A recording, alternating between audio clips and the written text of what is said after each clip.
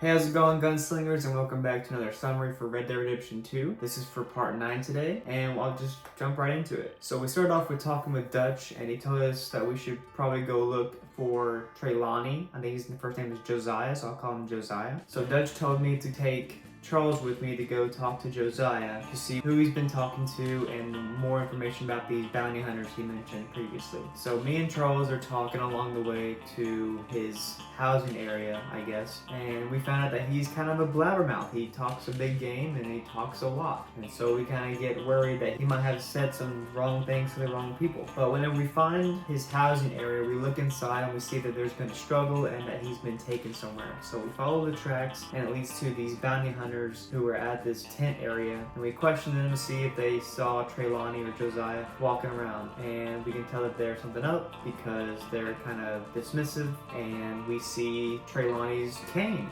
near their camp. So we question them, we beat them up a little bit, and then we follow the tracks leading to Trelawney again because they told us that he was taken to a cornfield and a cabin at the cornfield. So when we get there, he's like being, I guess, questioned or interrogated by these bounty hunters, and whenever we confront them, the bounty hunters run, we hunt them down, shoot them in the cornfields and stuff, and I just about die until Charles saves me. So that was a close call. Whenever we get done with the bounty hunters and killing them all, we ask who they were and why they took them, and he just says that they were bounty hunters from this Cole Stoltenmeyer, I think his last name is, and then he doesn't feel safe being at his original housing area, obviously, so we take him back to camp, and I'm a little nervous because we know that he's a blabbermouth, and at first he didn't know where our camp was before getting interrogated by these bounty hunters, so if he's taken by them again, he might tell them where the camp is, so it just makes me a little nervous. After that, I eventually get back to the town of Rhodes, and I see this great question mark for the, I guess, side mission for a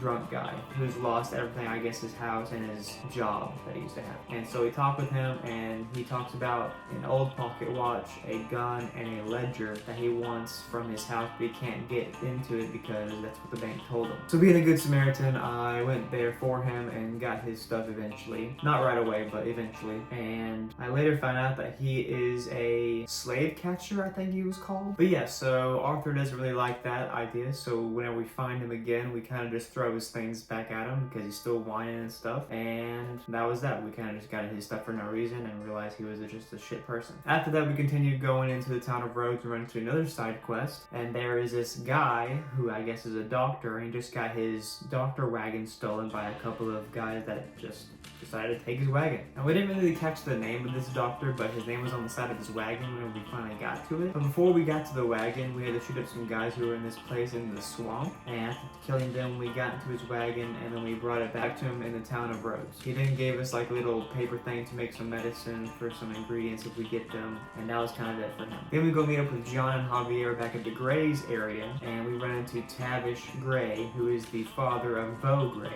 and he talks to us about some horses that are worth a lot of money at the Braithwaite's Manor area. And so me, Javier, and John go over there on our horses, and we talk our way into the Braithwaite's area to get to see their horses. After we get in there, we kill the guy showing us around, and we steal their horses, and there's kind of some bullets flying here and there, but we get out of there and eventually go to these, I guess, horse buyer people, and we were told to get $5,000 for these 3 horses that we took, but we actually got like $750 instead, which really sucked because we went through all that trouble just to not even get 1/4 of the $5,000. So, but I mean, it was money is money, I guess. So after we get back to camp from doing that mission with John and Javier, we talk to Trelawney or Josiah again, and he talks to us about if we've ever robbed a stagecoach.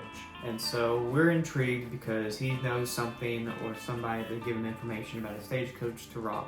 So we eventually meet up at a post office where he does all the talking with the post office person. And by giving him money, I guess it's a new thing now with if we give a postal worker money, they can give us some information on people that are coming to town. We can set up little robberies if we want to of the people that are coming to town. So with the information from the postal worker, me and Josiah wait out in this area for this stagecoach to appear. After it does, he walks ahead of it and charms the people that are inside the stagecoach so they can stop, and I can pick up behind it, and in a little safe thing behind the carriage, just unlock it and get whatever's inside. And I guess that's a new thing now I can do. We got like $850 from that mission, I think, so that was pretty good. So after messing around with Trelawney, we went to the Braithwaite's Manor again, but this time to meet up with Hosea and Sean. This is also after Hosea went back to Braithwaite's for the moonshine thing to see, I guess, if they really didn't want the rest of it. And I don't remember whose idea it was, but what came about from this was that me and Sean were to go to the Gray's plantation area with the moonshine and make little Molotovs with the moonshine and basically use the moonshine as gasoline to set fire to their crops